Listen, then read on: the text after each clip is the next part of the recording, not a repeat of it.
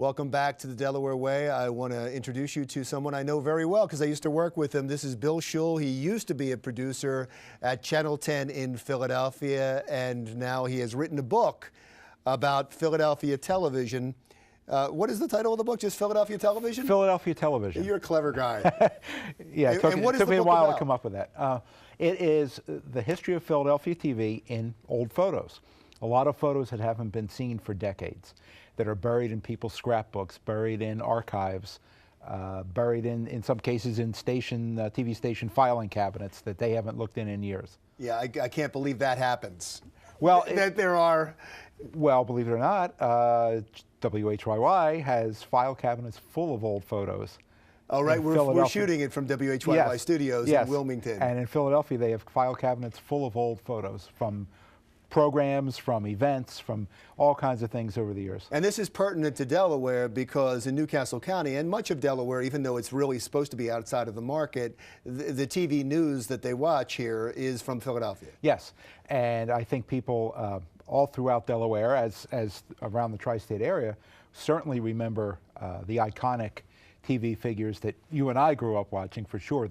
Sally Starr and Chief Halftown and Gene London and the news anchors, John Facenda, Larry Kane, Jim O'Brien, who was probably one of the most beloved people, if not the most beloved personality ever in Philadelphia. I don't think people, I remember the Channel 6 ratings. Describe how dominant they were for their time. Well, when Action News began in 1970, Channel 6 was last in the ratings. Nobody watched Channel 6. It was John Facenda. It was Vince Leonard on KYW. And here comes this Action News format that nobody had seen before. And almost overnight, Channel 6 rocketed to the top of the ratings.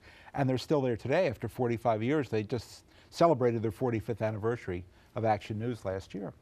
And Channel 6 has been the most dominant station, except for a couple of ratings books where Channel 10 beat them in the early 2000s. I was there. Yeah, you were? Yeah, we beat them.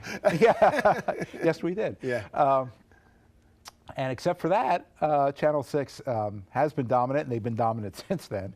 But it's funny. I remember reading an article back in around '79 or '80 when Larry Kane had just left for New York, and it said that Jim O'Brien is taking over for now, but he's never going to hold the ratings that Larry Kane had. So Jim O'Brien will end up being their main anchor.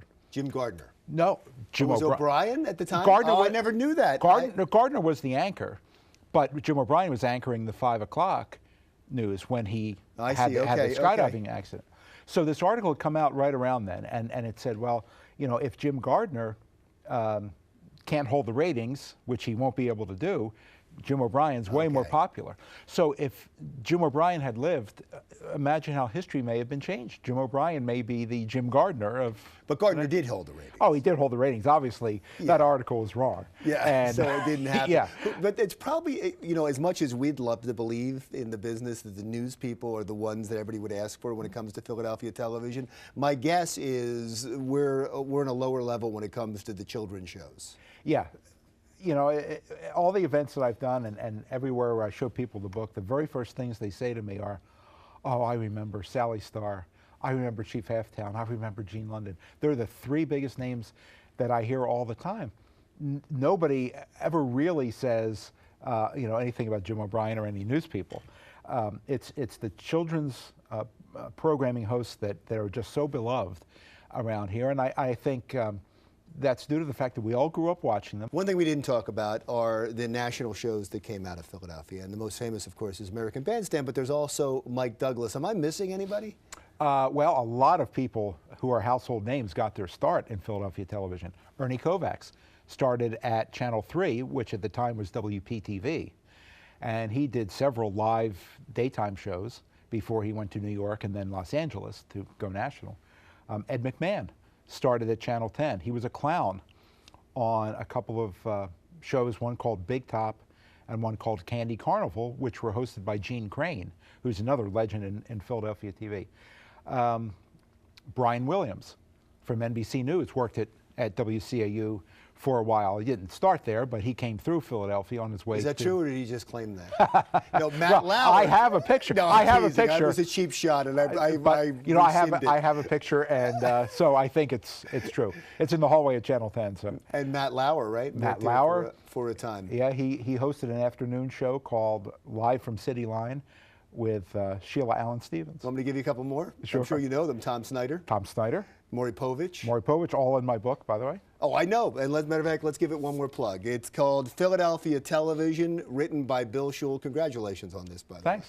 It really is wonderful. And the pictures, I will promise you, will bring back memories. Thanks for coming in. Thank you. Really appreciate it. Bill Shull, author of Philadelphia Television. When we come back, our friends from the Brandywine Zoo are here, and you'll see who they brought.